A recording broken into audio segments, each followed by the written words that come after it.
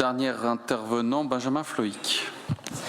Merci Monsieur le Président. Je tiens à saluer, comme certains collègues ici, et comme le Césaire, la continuité et la volonté politique qui est affichée dans ces orientations.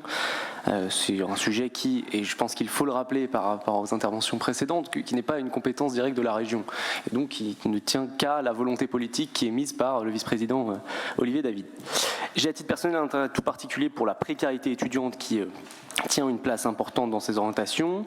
Les facteurs principaux de la précarité étudiante y sont abordés en y apportant d'une certaine manière des réponses, le logement, l'alimentation, les transports. La précarité étudiante, ce n'est pas un sujet nouveau, tout le monde l'a côtoyé directement, je pense que c'est aussi le cas dans cet hémicycle, soit directement auprès de ses amis, soit directement tout court, soit directement, indirectement par ses enfants ou voire ses petits-enfants. Mais cette précarité, elle n'a jamais été aussi forte que depuis le Covid. Le confinement d'abord, enfin les confinements successifs ont créé une forme d'isolement qui est complètement liée à la précarité alimentaire, complètement liée aux différentes formes de précarité et qui entraîne des effets sur la santé mentale qui ont été de nombreuses fois cités, je ne vais pas y revenir, mais vous savez à quel point ils sont graves, et qui a entraîné sur des questions financières une perte des emplois étudiants dont certains n'ont jamais rattrapé le retard financier de l'endettement qui a été pris pour faire face à cette situation financière lors des différents confinements. Depuis, s'est enchaîné l'inflation, je ne vais pas y revenir, tout le monde sait à quel point ça a un impact sur le niveau de vie des Français et particulièrement le niveau de vie des étudiants, en Bretagne tout particulièrement.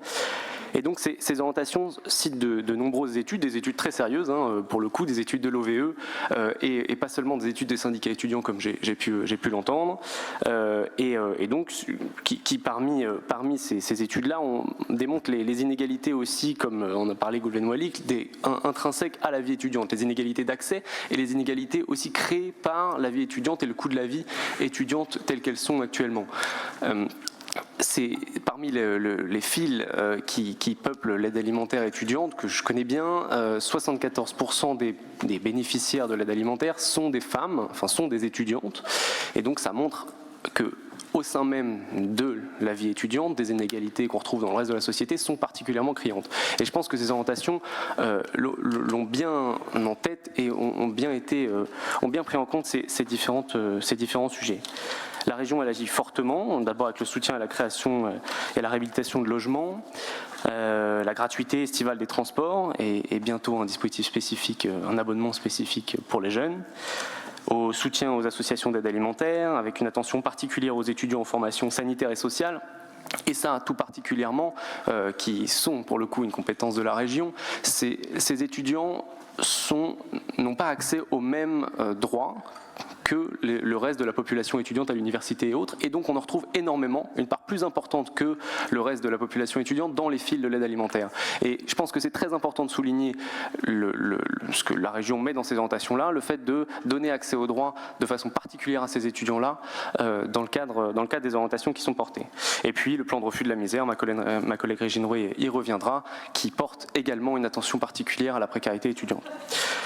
C'est donc une fierté pour moi de faire partie de cette majorité si engagée sur ces sujets, saluer Olivier David et tout le travail qui est mené. Toutes ces actions sont nécessaires à l'heure où un étudiant sur deux saute des repas, a sauté des repas ou saute des repas régulièrement pour des raisons financières et pas pour des raisons autres comme j'ai déjà pu l'entendre. Donc il serait heureux que nous soyons unanimes à soutenir ces orientations et tout particulièrement